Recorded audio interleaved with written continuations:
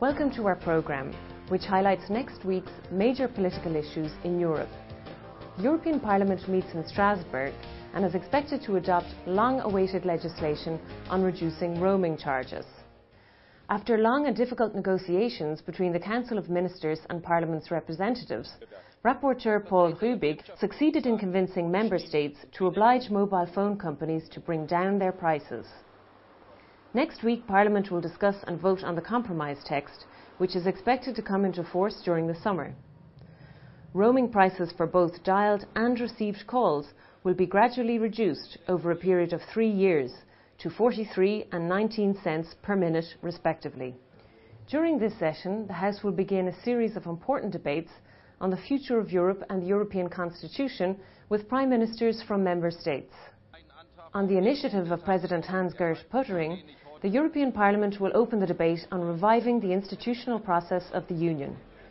Italian Prime Minister Romano Prodi and Dutch Prime Minister Jan-Peter Balkenende will address the plenary with their view on what the next steps should be.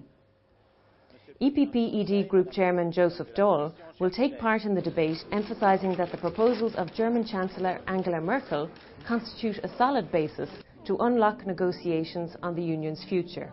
He will also point out that Europe has to develop its future policies on climate change, energy and immigration, based on the values that made unification of the continent possible. Finally, the plenary will approve legislation on combating violence against women, youngsters and children.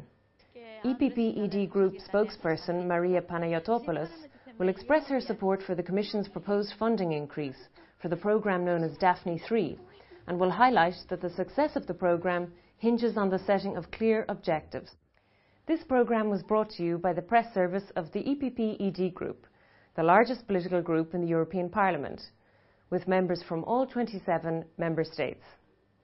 See you again next week.